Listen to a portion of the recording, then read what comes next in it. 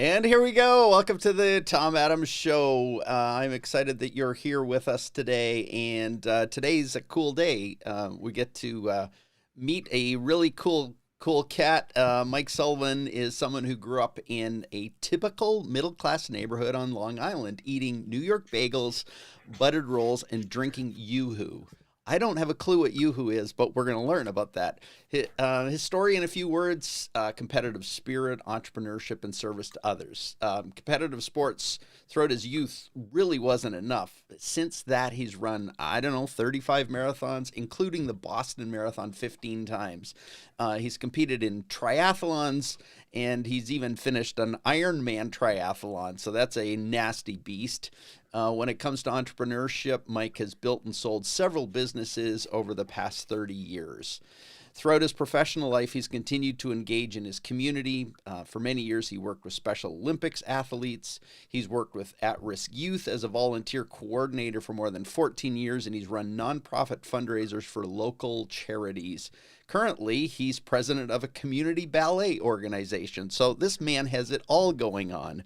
In this chapter of his life, Mike is a certified functional health and wellness coach with a special focus on helping entrepreneurs improve their personal and professional lives.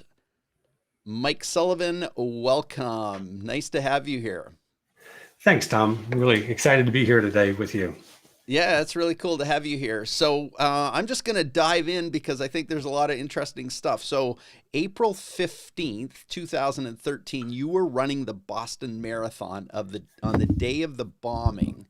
Tell me what that experience was like for you.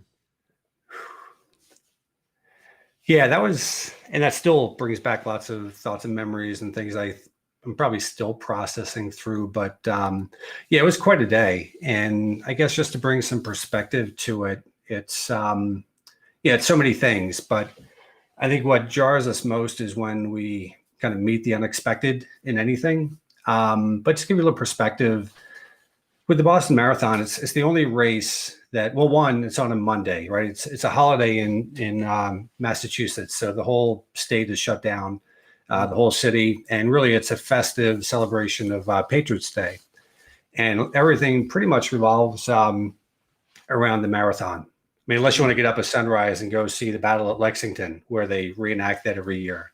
But once that's over, then everything tends to, lead towards the marathon. So everybody's off, everybody's celebrating. It's very festive. You have nowadays probably 30,000 runners coming in. And what's unique about it too, is that they all have to qualify for the race. So it's the only race in the country where you have to qualify. And probably, I think the number I heard was maybe less than 1% actually can qualify. And then once you qualify, then you have to be in that allotment of those 30,000. So I say that just because it's a big deal for the runners that actually make it. And so many come and just run it once.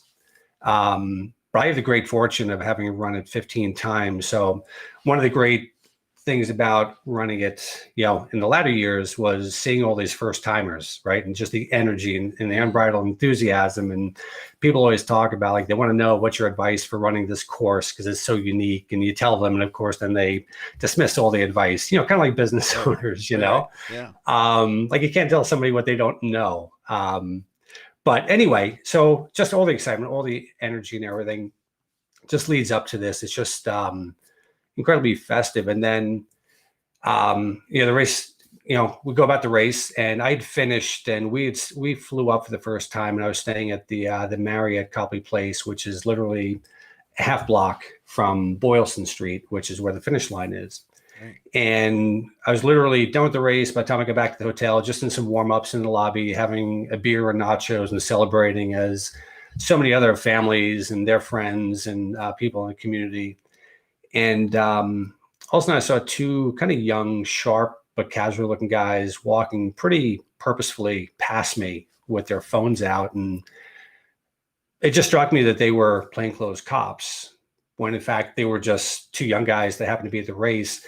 I kind of my eyes followed them and saw them go over to these TVs. And then, of course, that's where they learned that the bombings had literally just happened. We didn't hear it. It was just so much noise in the lobby. Wow. And, kind of the chaos ensued. So we just went to our hotel, up to our room, and we're there for the next 4.5 hours. And my daughter Sienna was just turned 6 at the time, so she's literally jumping from the radiator of the bed.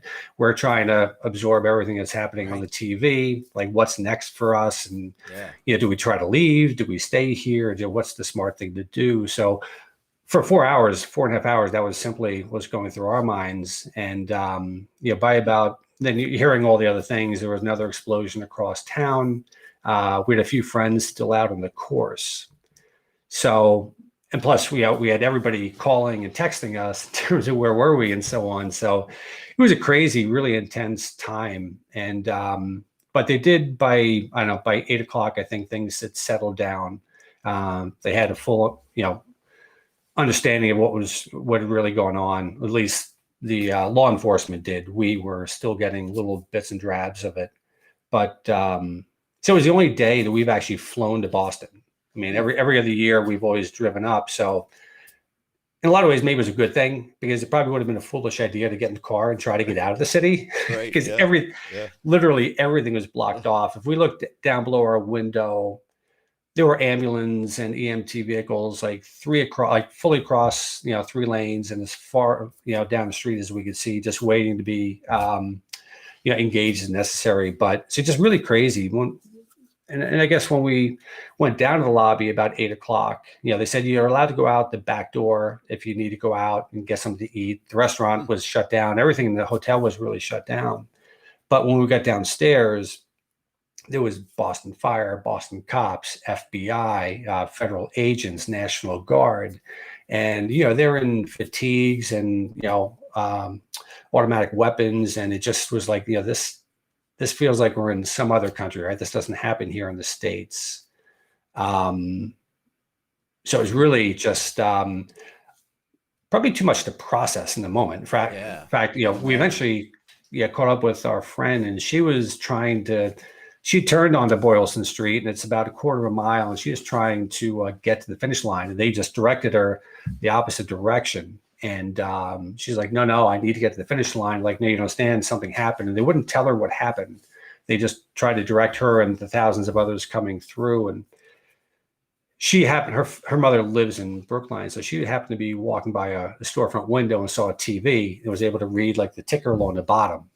So we ultimately were able to get a hold of her, right? And she did get back to her mother safely. But, obviously there's a lot of, a lot of people, just horrible, just, how people got injured and everything, whether it was just, still, pretty intense to think about it. But ultimately the next day we still had to hang around all day, and half the city was shut down. We've got a 6-year-old with us, so we're trying to make it normal. And at the same time, frankly, we're trying to process what happened.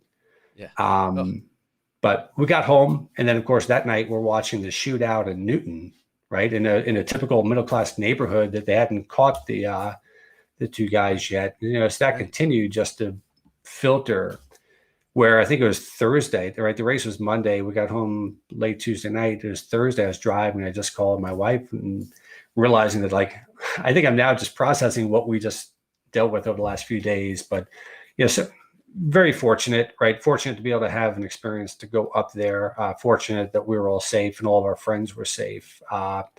Devastating to those, that were in harm's way and got injured in that. But it's quite an experience that you just hold with you too. Yeah, and it's still, as you talk about it, right? You realize it's still, it's experiences like that stay deep within us. Yeah. Well, on a lighter note, I mean, that's a pretty heavy way to start, but you've run a lot of marathons. I think like 35, I think it is, right? Yeah, I've run 35, and it's never been the goal to run 35. But I've always been, quietly intense, I think is, you might have even coined that of me, but it's really true. And always having been competitive through my younger years and through school, when I get out of school, I was starting into my professional career, and it's really important to me to try to find some sort of balance and stay healthy and fit, because that's something that's always been really important to me. So I got into the marathon because ultimately I wanted to do an Ironman, and I felt like I needed to at least understand what it meant to run a marathon, since that's part of the Ironman race. So I got into that, and it's kind of got the bug, got set on wanting to run, a goal time. And the one thing about the marathon is there's the race, but then there's the training and the mental preparation. I think far beyond the physical preparation is just, it's a place of self-discovery, I think, right? For me, it has been like, I've learned more about myself in, a 3-hour training run, or in running the race that you put, 16 weeks of preparation into. And you don't always, you can't dictate how the day is going to go. You can get yourself in such physical shape, but you have to be physically ready, mentally ready. And then who knows what the day is going to bring. Is it going to, is what you eat that morning, is it going to not settle quite right? Is the is the temperature going to be too warm? Is it going to be windy? Is, are other things just going to surface? So it was always, to me, it just fascinated me. And then I just kind of got on this, thing of I wanted to hit, this goal time, and then maybe I'd go off to do something else. But it took me about 20 races, and I realized I'm still learning how to race it, which, for a long time, like I can run it, but can I race it? Right? Maybe the racing is only for the elite runners, but I ultimately hired myself a coach. Learned, got a few little tweaks to what I was doing. Nothing really different. Then all of a sudden, I was able to achieve my goal 3 of like my next 5 races. So that I'd been trying, for so long for. So just there's a lot that goes into it. I think the other part too for me was that it was a real distinct break from the intensity of my business.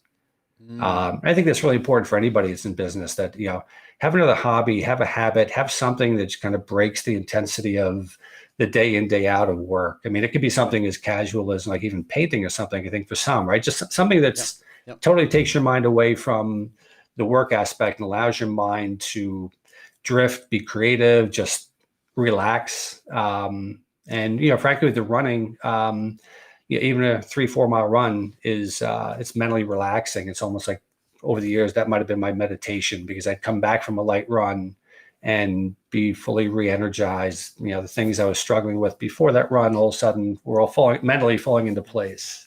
Yeah. So I think that's the big reason why the marathon became such a thing for me. And then, just so many. Yeah, I mean, there's an interesting distinction though, because there's something about the marathon that is like,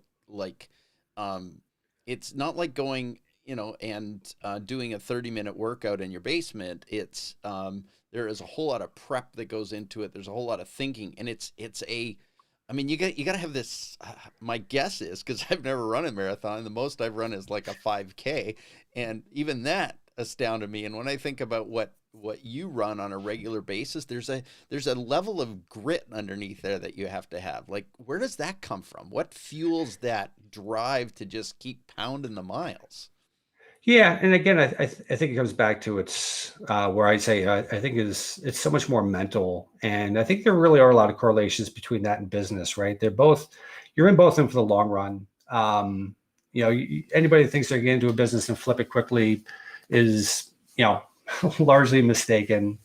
And I think with both of them, you can physically prepare, you can mentally prepare, and with both of them, you're going to have to overcome adversity at some point.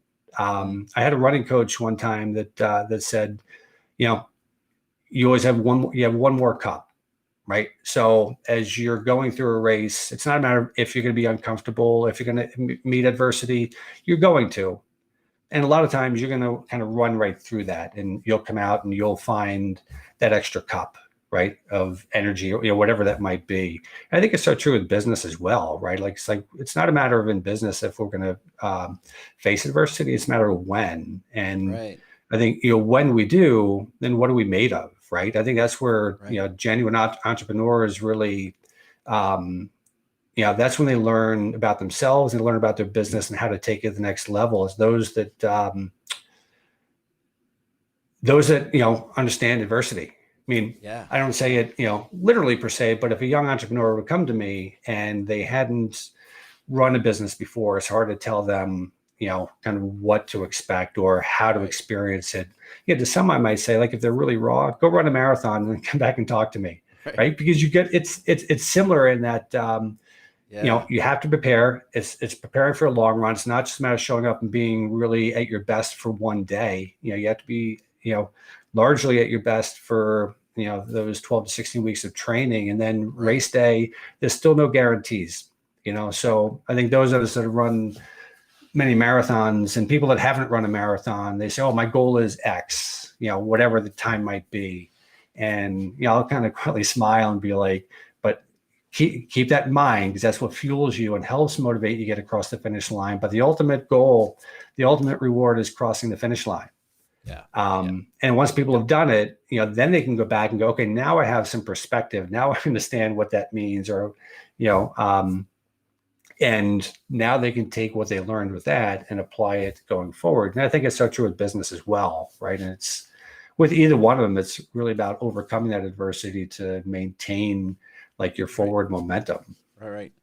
So, you've been talking a little bit about the marathon, but you've also implied, companies and entrepreneurship. So you've had more than one company to date. Tell me a little bit about your path, your entrepreneurial path. Like, give me a sort of a 30,000 foot view of the journey. Yeah. So I got out of school and I was, studying marketing management, and I would totally go accounting and finance all day long going forward, but that's a conversation for another day. Um, and anyway, I found myself in Boston in sales and really loved the sales process and that line of work. But I was afforded an opportunity to come back and get involved with a small family business, a moving company. Hmm. And again, coming back into a small family business, well, that's a conversation and a book for another day as well. But lo and behold, as I got back into it, it was much smaller, much more raw, even though the business had been around for many, many years. Um, and um, that's really where I learned business. I learned so much in terms of what it was going to take to be in business, and Right. I learned a lot about myself. I hadn't run the marathons at that point, so I didn't have that Hmm. sense of grit. But I did have my sales experience and my competitiveness from earlier years to rely on the fact that I knew this was going to take something different if I was to stay in it. Right. Right. And I was going to really have to grow this business. This wasn't a business that I was afforded the opportunity to come in and coast with, but I was brought in really to, you know, take it somewhere and do something with it. Got it. Um, Hmm. so I started with that, and ultimately that was probably 89, 1990. Okay. And I spent a good number of years in that business. Yeah, I guess it was 1990. And in 97, I came across another industry, the records management industry, largely storing boxes. It was kind of the glamorous side of a storage company, in that Right. you Right. could put a box in the shelf and deliver a file, learn how to make money with it, as opposed to, you know, really the insanity of the moving industry. I mean, it's a crazy business. It's a crazy world. It's a crazy lifestyle, just the intensity of it, all the moving pieces to it. Frankly, as I look back, it was the perfect testing ground, for me, in terms of having to try to figure it out. And, when I look back on that, so that's what kind of got me really going with business. And I think it was the lessons learned in the moving company that allowed me, when I got into the records management business, to really flourish with it, because I was able to take what I'd learned. And it was an industry where things were, I feel like a lot simpler, a lot more stable, um, a lot more friendly in so many ways. So coming out of the intensity and the craziness of the moving industry and taking what I learned, it really positioned me to really do well with that business. And I'd say that probably the three, a few of the key things for me were, as I got into that business was, just understanding like what it is, what coming into it. Because as an entrepreneur, we all go into a business with a certain level of expertise. Might be in that industry, might not. It may just be that we have some expertise in terms of how to build or grow a business. But what was really important to me there was understanding what I knew, and I knew how to sell. Right. But what was the lesson was recognizing what I didn't know.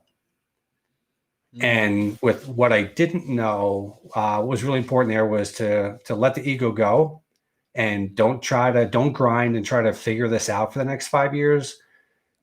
Go find out the people that do know. Find out go meet the experts, learn from them, and try to 10 times that knowledge like really, really quickly. If you have to, if you can engage people and build relationships and learn, what it is you need to know.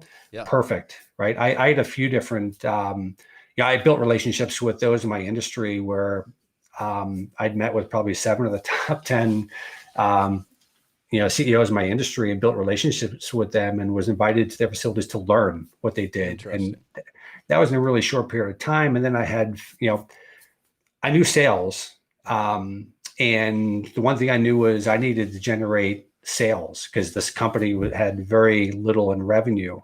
What I didn't know was as I grew my sales, from like 180,000 to 500,000 and $1 million, was that the expenses and all the headaches were going to chase them. Right. So what I really needed to understand was accounting and finance, right, and operations, and how all this goes together so that at the end of the day, you can, check out with a profit, right, and be in the black. So I had a longtime family friend who was incredible with finances and looking at numbers and how to apply them to what I was trying to do. I had a godfather who came from that industry, so he helped me with the operational side. And frankly, all he wanted was a cheap bottle of wine on occasion, right? I didn't have to go out and pay a lot for that advice. But then, I also went out and I hired a consultant, right? And I needed to find that. And, that was a time where I felt like I couldn't afford a consultant. But the next question I kind of asked myself was, can I afford not to hire that consultant? Right. Yeah. So really, I think it was learning learning to recognize what I knew, and then more importantly, what I didn't, go out and find it. And 2 then was recognizing my value to the company and realizing, where do I need to be in the business? So, it's been said like you have to spend a certain amount of time working in your business, but more importantly, you have to spend a certain amount of time working on your business. And that was a really good lesson for me. And, I think something else within that to understand like what you should be working on. Obviously, your areas of expertise. If you don't have the expertise, do you have to hire them? In my case, it was people that understood bookkeeping, right? I didn't need to spend my time on what some might call $10 or $15 an hour work. Hire somebody else to do that part-time basis so I can work on the big things. And then, third, I think is just once you learn those things is trust your gut, and trust yourself to go out and empower others, employees, and learn to be a leader. So learn to delegate to others, which, when you're starting out, that's pretty vulnerable because you're not even sure exactly what you're doing. Yeah. So to articulate to somebody else so they can do that, but it's never be absolutely a must that you figure it out so you can teach them and then empower them to do it and sit back and let them go. So those are three lessons that really came into play in my subsequent businesses in terms of really understanding how to run them and run them profitably and run them in a way that I would thrive as well. Because in my first business, I was running hard, but I was not thriving. That was the moving company. The moving company, yeah. Right, yeah. So just long story short, in 1990, I got into that business. 97. I started Automated Record Center, a small box storage company. We had, about 12 pallets of boxes. And then all of a sudden, before we knew it, we had, nearly $250,000. And I just learned and grew along the way. Right. And subsequently, shortly after that, realized that the moving industry was not a place to be. So I had to spend a couple of years building value in that. so that I could then sell it. Got it. And that was important to me. And I just want to say that was important to me for a couple of reasons. One, it wasn't a business I saw myself staying in long term for a couple of reasons. One, just the nature of the business. Margins were small. I was in a small market. I just didn't see the longevity in it. Moving would always be around in a small market or in any market, right? Technology won't ever change how you can move household goods and such. But at the same time, it wasn't going to be a lifestyle that I could sustain. Yeah, right.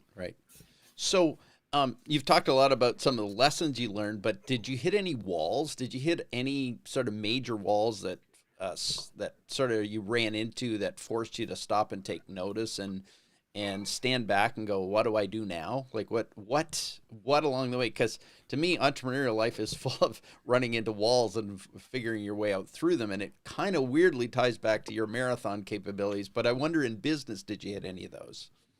Yeah, no, it's funny you just say that. And the correlation is just that, right? With the marathon, every mile is another, you know, 7 minutes, whatever, to look at and say, how am I feeling? How is this going? Right. And you're just in your head, you're counting down from 26 miles. You're just doing math, right? 25 to go, 24 to go. Oh, 16 to go. I've run 16 before. And you're doing all the mental, gymnastics in your head. But with business, it's the same, right? If you're starting out, it's how do I get to that first 100K? How do I get to, 250,000? How do I get from 250 to 500, 500 to a million, right? A million to five. Right. Right. Every one of those plateaus is, there are plenty of stumbling blocks in between, right? It's, and those are those moments of adversity, having to figure something new out. And so, yeah, I think just every step of the way you find those, and it's, the key is, right, like people want to do business with a company that's sustaining upward momentum. Nobody wants to do business with a company that's on a downward spiral, right? We see it all the time. If the new big box comes in and they're like the new we want to go there. And it's the same thing with any of our businesses, no matter what it is. So overcoming those obstacles and hurdles, and, just an example in the moving business, I didn't study finance and accounting, right? I'd go to the bank and say, I need to buy a truck. And they say, well, we'll get back to you in a few weeks as to whether you qualify, right? So I'm waiting on them to do some, banker's calculation. And it just struck me like, why don't I know the calculation? Right. And they'll come back to me 3 weeks later and say, yep, you qualify for the loan. And I'll say, okay, that's good. I really need the truck, but I would ask myself, okay, so they've determined this is a good deal for them. Right. I have to determine whether it's a good deal for me. Like, do I need this truck?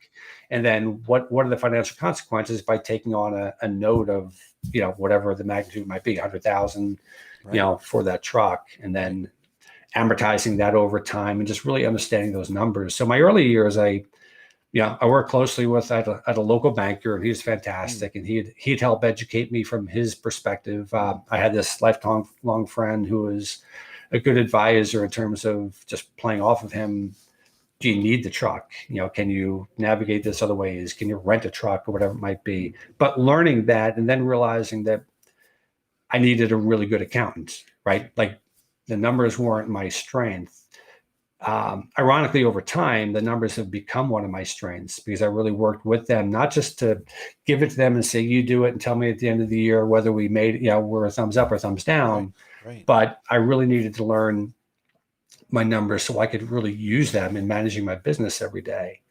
And it's interesting because I talk with clients often and then others and entrepreneurs, and a lot of times they're fuzzy around their numbers. Like they can't give you very specifics. And, that has consequences on multiple levels. I mean, the consequences of just, are you able to run your business as effectively as you can? But then there's a stress level to that too. Like having to depend on others and almost using, what's their perspective on these numbers? Do they line up with what I think they are as opposed to truly knowing? And to that end, it's interesting because I had a client this morning text me. He just got his QuickBooks like fully operational. His accountant spits out the report for him on a weekly or monthly basis. And he said, something that struck me this morning was and be able to look at those numbers, he said, my stress levels went down at least 2 notches. Oh yeah. That Yeah. he didn't recognize it was there before. But then Right. when all of a Right. sudden he had the ability to look at these reports and really, micromanage and look at these numbers and do the analytics, it was just a game changer for him. And it's true for all of us, right? So Right. many tend to shy away from it, but sometimes that's the difference between really, really understanding the value of your company and just, thinking the value of your company. Yeah. So I'm going to bridge this. When did health then become an issue? Because you're building these companies, you're involved, you sell your moving company, you're building another company. And as an entrepreneur, I think a lot of times, even if we're running, even if we're marathoning, something else shows up. So when did health become a factor for you, and what transpired? What showed up for you? Yeah, I guess there were a number of, I'll call them markers. Early years when I had the moving company, I retained a commercial driver's license. That way, if I was short a driver, the driver walked up the job. Like, who knows, right? Anything happened in the moving company business. But if I needed to be able to move a truck, I had a commercial driver's license to do it. One of the requirements of a commercial driver's license is that you have to have a medical card. Now, I was 6 feet, 178 pounds, 5 weeks off of running a marathon. And I go in to get my medical card renewed. And they tell me they can't renew it because my blood pressure is too high. Wow. And I'm arguing with them that, I'm clearly fit. There are 400-pound guys climbing out of the cabs of these trucks with a Mountain Dew and a Twinkie and chips in their hands. And how are they getting certified? Apparently their blood pressure was, within range. Mine wasn't, but it was the first time. So I would have to go out and actually, and this was the stress, the intensity of the moving business. It was the stress of the moving business. So I'd get up in the morning, I'd go for a 6 or 8 mile run, come home, shower. I'd go directly to the doctor's office to get my blood pressure taken. Right. And it would be a normal range. So they gave me the medical card. Now that was all well and good. I got the card, but big picture is what was it doing to me, right? Because I knew by 4 o'clock, I'm back in the rat race, and my my stress is up and my blood pressure is likely up as well. So that was just that was a marker, something to pay attention to. A couple of years later, I was getting an insurance exam, and they said, you've got 2 autoimmune issues here. You're hypothyroid and you've got ITP, which are low platelets.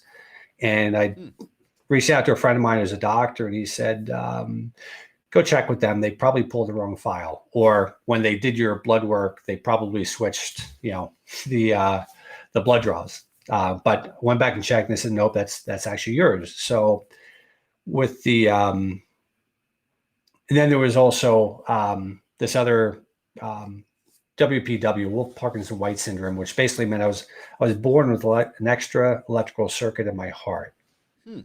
So that was the next one. And that's where I went to a cardiologist, and he's like, well, you just got to change your lifestyle. Like, you can't afford to have like adrenaline rushes, because that will trigger your heart to race at maybe a couple hundred beats a minute. And that sort of thing obviously can lead to a heart attack or an arrhythmia and so on. So that was probably the first. Yeah. So that was the first time. He's like, do you sense this? I'm like, no, I've never sensed it. Like, I run 50 miles a week and so on. I've never experienced it. But you go home and you kind of, I'm talking to my wife, and you're discussing it, and like, well, maybe I just have to change my lifestyle. And in talking to him further, he's like, well, Mike, he goes, it's not like you're going to win the Boston Marathon, right? And that was, ouch. That was it. Yeah, I mean, that was the telling moment, only in that it was a dismissive way to say you just need to change your lifestyle. But at the same time, to tell somebody that has a pretty rigorous lifestyle, you just have to change it, didn't sound like the right advice. So ultimately, I go to another cardiologist, said, oh, we've got so much technology nowadays. And ultimately, I went in for a procedure, and they just burn out that extra circuit, and it's not something that can ever come back again, but you do bear the slight risk of going through a procedure like that. But even with that one, I went through it. A week later, I was running again. and never had to worry about it. In hindsight, I was having those arrhythmias, and I really learned of it. I think I wanted to ignore it because I'd wear a heart rate monitor for training. And at times I think it would race, and I just chalked it up to being, error, um, in the device. But I was running Boston to 1 year, and I even checked my doctor before, and I said, listen, I'm having the surgery in June, but got the race in April. What's your advice? He's like, well, if you haven't had these experiences, he said, I think you're probably okay to race. So I get to like mile 13 in the race, and my heart rate monitor, which is running perfectly smooth, my heart rate jumps from like 144 to like 209. And I'm about 4 miles from what they call Heartbreak Hill. And Johnny Kelly statutes, runners would understand it all, but Heartbreak Hill is just the fourth of 4 successive hills. And that's kind of when you get there, then you're on the downward slope to the finish line. But I actually thought to myself, do I stop? Don't I stop? Recognizing this happened before. Honestly, I thought, well, maybe if I go down, I guess I'm going down at the Johnny Kelly statue. But as I turned and headed for the 4 hills, it kicked right back into normal. And then it was fine ever since. But I was able to go back to my doctor and say, I have had these. So anyway, the procedure was certainly worthwhile because I've been able to stay incredibly active since, and it's not something that would come back again. So that was probably the first really big marker for me. And then just a few years later, trying to address the hypothyroidism and the autoimmune and the ITP, I just felt like it's worth going down this road to figure out why, because I'd be going to my doctors and they'd be wanting to either remove a spleen for the ITP or give me, more medication for the thyroid. And I'm like, it just doesn't make sense to me. I mean, I'm physically active and all this, and otherwise, perfectly healthy. There's got to be a reason. So that's where I got involved with, I sought out a functional medicine doctor, and all the functional medicine doctors I've worked with, I mean, they're all MDs, right? They all have their medical degrees, but they go the route of, studying functional medicine. And that's largely what really helped bring me to where I am now. And even in terms of the coaching, because everything I've learned and been able to change with my own health, I think is just so important to anybody. But I think entrepreneurs, particularly, we have such an ability to go singularly focused, put the blinders on, and ignore it all from our health, right? Even the relationships, those things outside of our business, and we can get all consumed by it. So I think it's really important to know, to help educate them and help entrepreneurs and business owners learn that you can strike that balance. It's never the 50-50 balance that people talk about, but we can strike that balance to where we can be really healthy and actually thrive more in the business environment than grinding and burning the midnight candle night in, night out, succeeding, but knowing all along the way that we're losing something here, and we don't have to. Right. So just step back with me for a bit, because you described functional medicine and maybe traditional medicine. Some might call it Western medicine, but what's the distinct difference between functional medicine and traditional or Western medicine? Yeah, so if I describe the two, so basically conventional or Western medicine, right there, and forever it's been, we don't feel well, we go to the doctor, and they look at us and give us something to make us feel better again. Maybe a very simplistic answer is, but maybe we have a loose floorboard in our house, and every now and then you walk over that, you trip, you hit your head, and you go to the doctor's office and they put an ice pack on there. Maybe they give you some ibuprofen for it, or, and then you go home, and eventually you go hit that floorboard again, you get right in the head, and you go back and you get treated for it again. Conventional Western medicine is really just simply designed to help eliminate the symptoms, right? The pain that we have. Functional medicine will actually go and look at and talk to us and follow the trail back to go, oh, why don't we, if we fix the loose floorboard, we're not going to have to treat you with an ice pack or, the ibuprofen or the steroids, whatever it might be.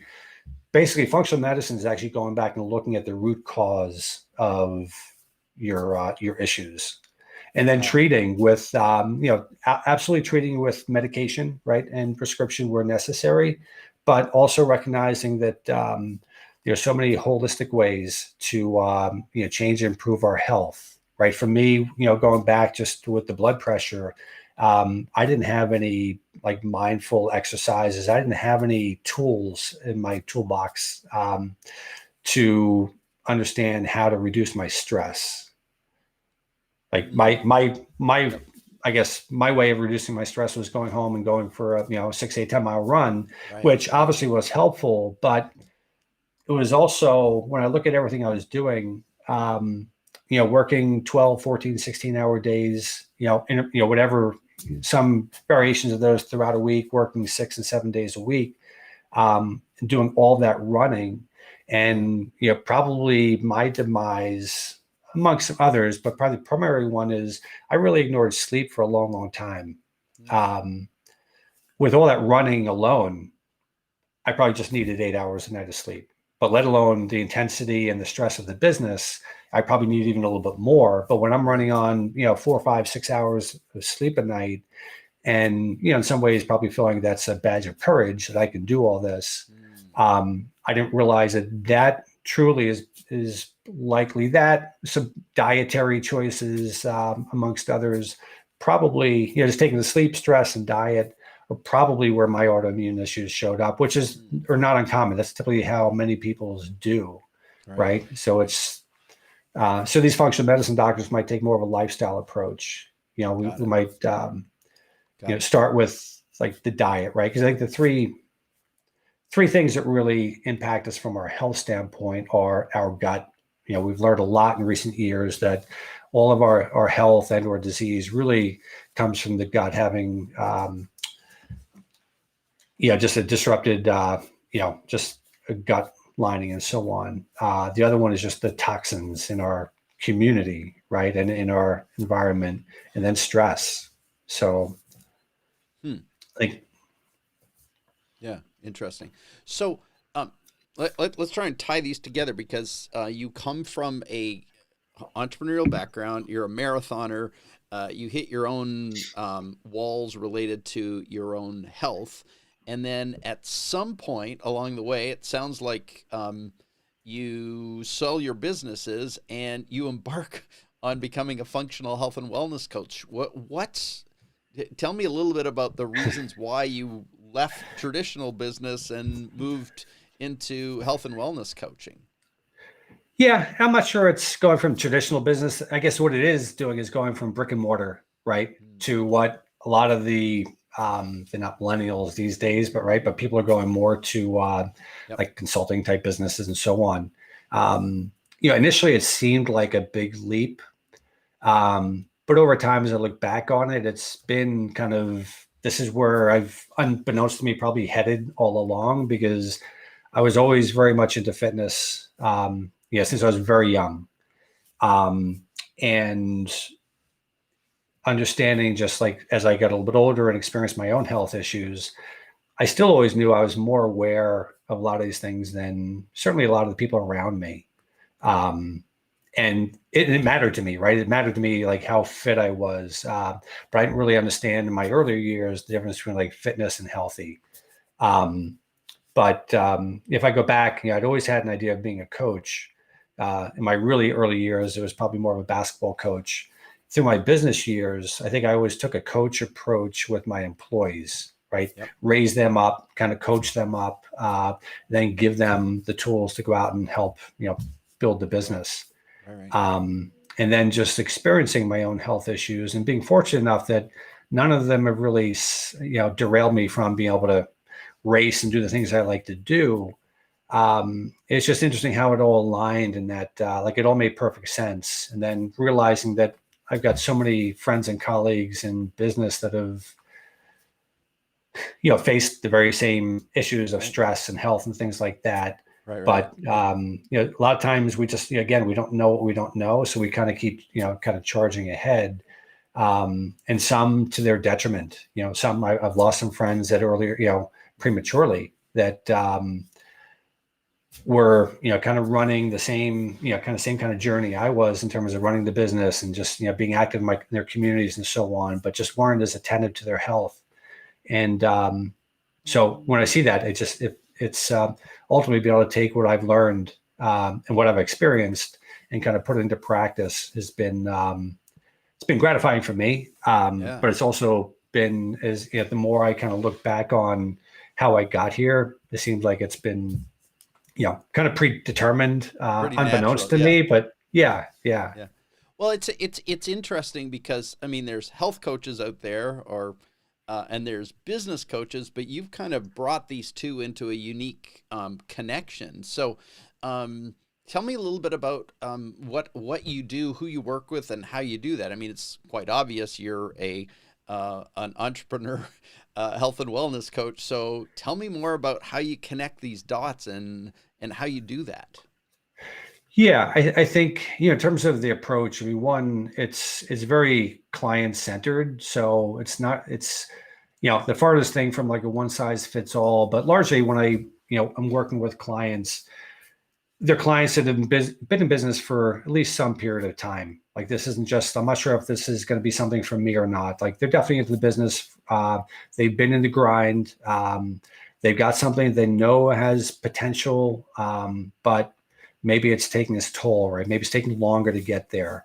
And they're looking for that, the missing pieces. And a lot of times, we continue to look into the business for the missing piece. And what I've learned over many years is really the missing piece is more like inside of us, right? It's it might actually be more health related, or mindfully related with it. So a lot of times when I work with my clients, the first thing we probably do is really sit down and really get an understanding around like clarity, right? So a lot of times they're coming to me and they're stressed, right?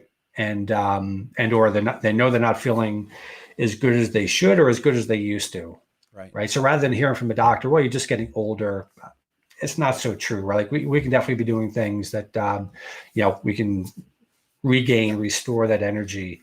But so the first thing we really do is kind of get clarity around like what what's going on. Very often it's stress. So we'll jump right in, like just day one, we'll go after what are those stressors? What are the things that are showing up that are causing that stress? Let's alleviate some of that. Because once we can alleviate some of that, and again, it might very well be a business related task or process. It might be something internally to you, right? So we're kind of jumping with that. And then we kind of, from there, that's where it gets, more individually focused, right? In terms of what we need to do. A lot of times we really start working on the business side of it first. And I think that's more so likely because that's where my clients are comfortable. And I know that from my history, my early years, like, yeah, you want to know what's going on in my life? Let's talk business. Like nothing else, everything else was secondary to it. But then but are there sort of specific zones that you look at? You talked about stress and stressors in the business, but are you looking? Yeah. So like, are you kind of looking at different stuff? What are you focusing on? Yeah, so I tend to look at like when we're talking about the health side, I tend to look at 4, maybe 5, what we call them pillars, right? So it's one is stress. The biggest one for me lately, and you and I have talked about, is sleep. So incredibly powerful. People want to lose weight, so they want to talk diet and exercise, but they don't want to talk. They don't even know to talk about the fact that they're not getting not even just enough sleep. They're not getting the quality sleep, right? They're not getting that deep sleep, and getting that on a regular basis. That's the only way we can really start to fight the stress. That's the only way we can really start to, reduce the waistline. That's the only way we can really show up to our business with more energy and purpose. So it could be the sleep, but the 4 pillars would be like stress, sleep, exercise, or movement. A lot of people, my clients, they're like, oh, I'm not a gym goer. And that's quite all right, because frankly, moving more just functionally throughout the day can be far more valuable than just going to the gym for 30 to 60 minutes, 3 or 4 times a week. So we talk about ways that, like what works for them, like what gets them moving a little bit more to be more healthy. And then the other one certainly is diet, nutrition. And really when we talk about, right now that's so important, everybody's talking about, like with just the pandemic and everything going on, we hear so much about wearing masks and washing hands. And unfortunately, what we don't hear more about is how we can really boost our immune system, because the gloves, because the washing hands and masks are great in terms of preventing you from getting COVID. But once we have it, or if we get it, right, having that stronger immune system is, likely more important, because it'll probably ward off, our risk of getting it better. But then once we have it, it's going to give us a much better fighting chance that it's going to be very mild. Right. And then just from our life and longevity standpoint, looking at all those 4 areas, keeping inflammation down, right, proper gut health, also helps, your hormone pathways with stress and things like that as well. But, we get into working on those, those different pillars as it relates to, what's really going on with my clients. So sometimes, I'll give them a little nudge in some certain areas because they're just completely missing it. Other times, we simply follow where they know they need to go. Got it. That's that's really helpful. So we're getting close to having talked for 60 minutes. So I want to be honorable of your time here, but when you because you particularly look at the connection between an entrepreneur and their health, and help them with that and really support them. But do you see any major landmines, like entrepreneurs just keep doing this and they don't realize they're about to blow up? It's like something's going to hit them at some point. But what are some of the landmines that entrepreneurs in particular, not the general population, but entrepreneurs can get themselves, in a major hole on? Yeah, I think the one is I'll deal with my health next year, right? It's, and again, it comes back to that singular focus that, every year is like the year, right, that we're going to, kind of ratchet it up a notch, or just we have the stress or pressure to get to, whether it's the million, or from the million now we got to get to the 5, right? There's always that, the stress of making the next level, right, and keeping the momentum going forward. And so often it's, I don't have time to work on my health. So that, that's probably like the biggest blind spot we have.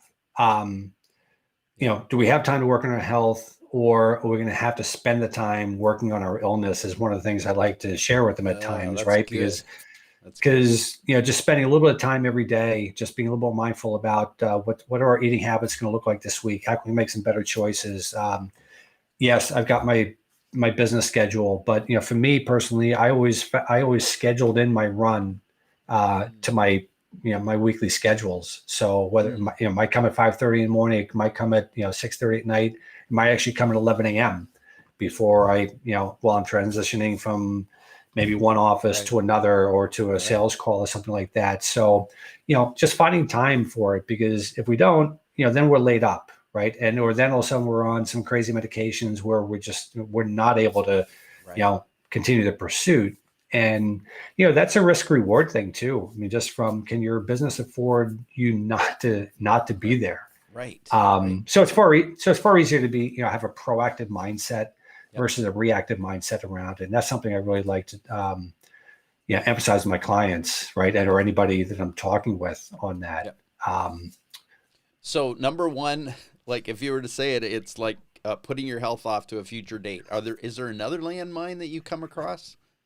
I think going back to it, like if somebody says, give me one bit of advice, I would say, really nail down your sleep habits and consistency and schedule, right? Like just get that under control, because that truly will. I know personally for me, if I don't sleep well, I make lesser choices during the next day, right? So I'm obviously not as attentive or alert in a meeting, or I'm going for some sort of caffeine to kind of just keep me driving through.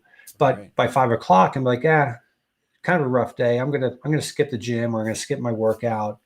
And typically, if I skip my workout, I head for maybe the bag of chips versus the, Yeah. the healthier option, right? I think it's just natural. So, the lack of sleep just generates more stress around us. It generates more inflammation and just, creates all kinds of things. But I think if there are three things, for I think us to look at, whether we're entrepreneurs or not. But I think one is really getting a little bit better understanding of what gut health means. There's so much conversation around it today, but learning how to just eat better, eat Yep. healthier. Yep. It'll serve you all day long. I think the other one is just kind of looking at your environment, because these are the three things that are going to truly impact your health. It's your gut, and the things that you eat, and Yep. just how your body restores. It's the environment around you, whether they're toxins in your home, whether it's the soil you're planting Yep. things in, or where you're getting your foods from. And the third one is really getting a handle on your stress. Mm. Yep. Right. I Yep. think those three are really, really important. Right. So with those three, if you were to give an insider pro tip, because I mean, you've been working on this for a long time and you've had your own situations, health situations that have come up. If you could put a lever down on those ones and really ratchet up the best insider tips that you've learned for those three, what are the three on gut health, on stress, and on environment? What are three things that you would suggest people do something about very quickly? Yeah, I think with the gut health, just go more towards real whole foods. I wouldn't even start with go plant-based, go red meat-based. I mean, there's vegans, and there are all kinds of people out there, right? The idea is, um, when it comes time to either pick up the donut or the avocado, you know, can we get a little more understanding around why the avocado is actually really a great choice, and a really Mm, tasty choice too? right, And forego the donut a little bit more. But really, it's eating real whole foods.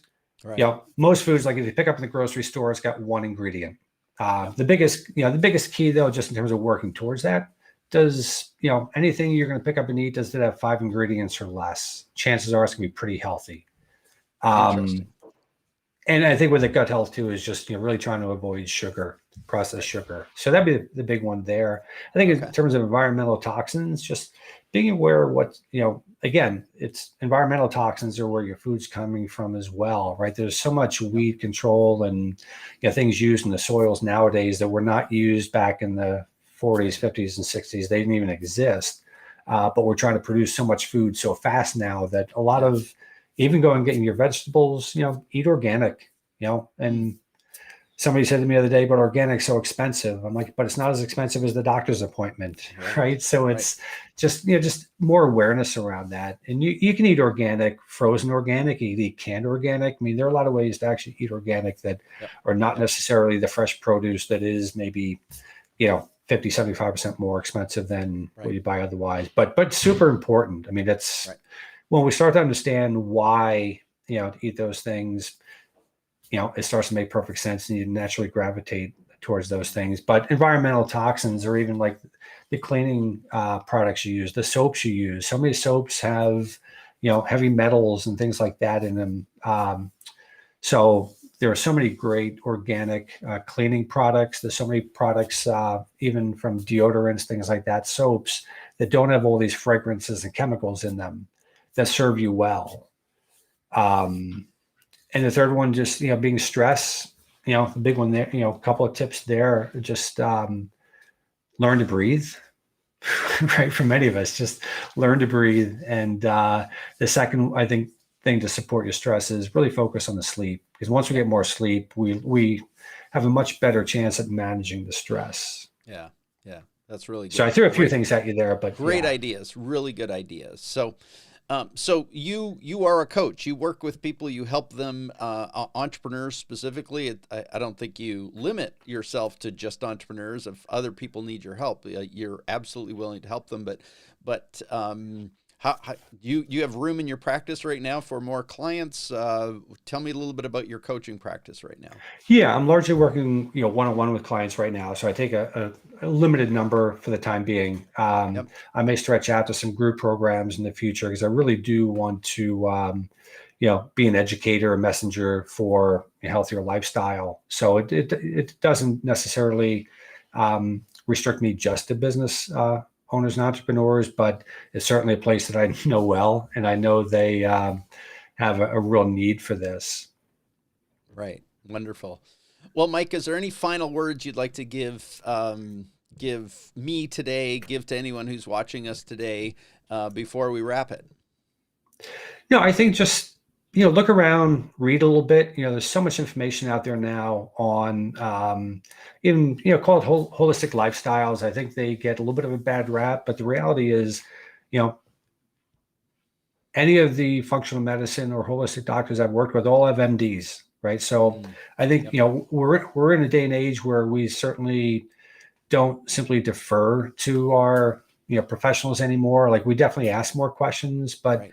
Right. don't hesitate to ask those. I see them, interconnecting more and more. I think in the next 5 to 10 years, I think the functional medicine approach is going to have to be the approach, because if we're just simply diagnosing and treating, and we've already seen it, right? We have so many medications and that people are on that it Yep. just it's not going to serve us Right. Right. as a society, let alone individually. But but take a look at it. It's they're just taking the deeper dive and helping you understand, why you feel the way you do and or what's going on, and it positions you to I think to make some really healthy choices for yourself. Good. Good. Good. Well, Mike, thank you so much for spending the time with us. Thank you for sharing your wisdom and knowledge and history and your experience. And what's a yoo-hoo? Yeah, I grew up on you. I think I when I don't know was what it old enough. is. I was trying to make Yeah, sense of it when I read your bio, and I went, I don't know what a yoo-hoo is. Is it it's like a not. donut or something? No, it's actually it's a chocolate drink, but it's almost Oh, more like chocolate and water. Like there's really probably nothing very organic about it. Unfortunately, it's very processed. Yeah, it's probably chocolate water and a few sweeteners in there to make it taste relatively good. But unfortunately, that's nature of those of us growing up in the 70s, 60s, 70s, and 80s. Like we were introduced to all this processed food, and it was so readily available to us that wasn't there when our parents' generation. So right, I no longer look at it and say we're better off than they were, because we're not, right. They right. they had their lifestyle, but they were largely eating organic because that's what food was. Yeah, Yeah. yeah.